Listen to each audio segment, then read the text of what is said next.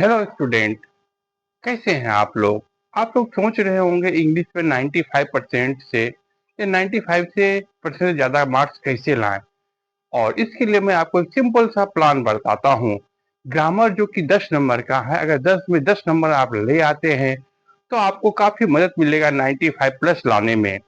और इसके अतिरिक्त राइटिंग सेक्शन भी आपका तब अच्छा होगा जबकि आपका ग्रामर पोर्शन अच्छा होगा।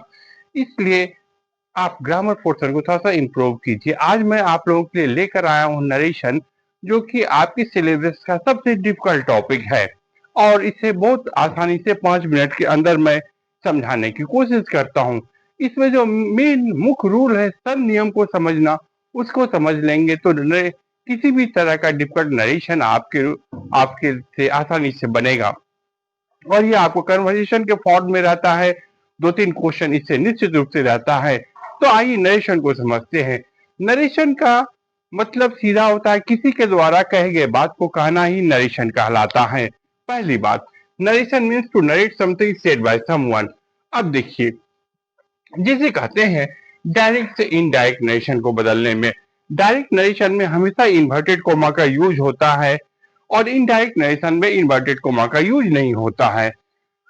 और the part of sentence with in the inverted coma is called reported speech. Sentence का वह हिस्सा जो इन्वर्टेड कोमा के अंदर है उसको रिपोर्टेड स्पीच कहते हैं।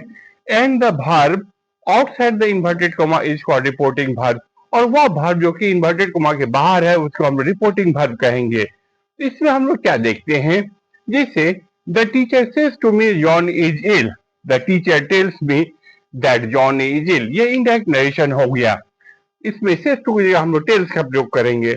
हरी will say to Ravi Sita is clever, Hari will tell Ravi that Sita is clever. Okay, तो इस तरह से हम लोग देखते हैं कितना आसान लगता है, लेकिन थोड़ा सा अंदर आते हैं हम लोग। इसमें देखते हैं शन नियम को, देखते हैं शन नियम का अप्लाई हम लोग कब करेंगे। जैसे सेंटेंस देखिए, she says to the boys I am your boss. अब देखिए आई भी है, योर भी, ये किस तरह चेंज होगा। दूसरे सेंटेंस में देखते हैं Mohan will say to Sita you और माई एल्डर सिस्टर, यू भी है और माई भी किस तरह चेंज होगा। तो शन नियम को देखे जाता, एस ओ एन नीचे 1 2 3 लिख देते हैं। First person, second person, third person. First person according to subject change करेगा, second person according to object change करेगा, थर्ड पर्सन में कोई चेंज नहीं होगा। अब आप देखें, थोड़ा सा हम लोग आते हैं नॉमिनेटिव केस, ऑब्जेक्टिव केस और पॉजिटिव केस में। I, me, my, we, us, our, you, your, he, him, he, she, her, they, them, there.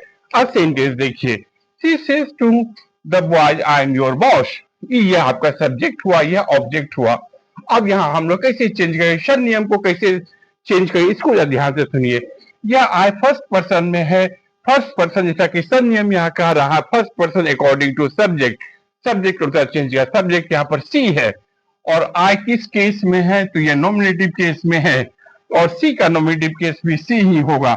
इसलिए करके सी से टू टेल्स में बदलेगा। She tells the boys that she is your, your you से बना है, यू सेकेंड पर्सन है, second person according to object, object यहाँ पर बॉयज है, boy third person plural number they के रूप में है। योर किस केस में है, योर देखिए योर आपका पॉजिटिव पॉजिटिव एडजेक्टिव है और दे का पॉजिटिव एडजेक्टिव होगा डियर, ये हो जाएगा she tells the boy that she is their boss. Okay, Mohan will say to Sita, you are my elder sister. Mohan will tell Sita that you second person है according to object, object यहाँ पर सीता है, Sita third person singular number feminine gender she के रूप में है। You जो है ये नॉमिनेटिव केस में है तो सी भी नॉमिनेटिव केस में ही रहेगा। She is my, my I से बना हुआ, आई फर्स्ट पर्सन है, first person according to subject, subject यहाँ Mohan, Mohan third person singular number ही के रूप में है।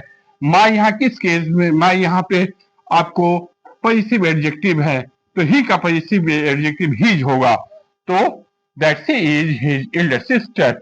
ओके, अगर आप लोग प्रैक्टिस करेंगे अच्छे ढंग से तो आपको बहुत आसानी से ये बनता जाएगा। बहुत ही आसान रूल है, इस पर प्रैक्टिस करने की जरूरत है। मैंने आपको बहुत ही इंपॉर्टेंट रूल बताया जिससे बच्चे भागते हैं, जिसको समझने में परेशानी होती है। इवन टीचर्स भी कहते हैं मैंने तुम्हें कहा, इस तरह से एक्सप्लेन करते हैं जो कि सही तरीका नहीं है। मैं आपको इस रूल को बताया हूँ और फिर मैं आगे भी आपको बताऊंगा। इतना बेसिक रूल समझने में कोई परेशानी नहीं होगी। फिर अगले वीडियो में मिलते हैं आप सबसे रिक्वेस्ट है कि अगर आप पसंद पड़ता है तो स्टूडेंट के ग्रुप में शेयर करें और सब्सक्राइब करें, लाइक करें, कमेंट करें, कौन सा चैप्टर आपको पढ़ना हो कमेंट कर लिखें। Thank you to all of you.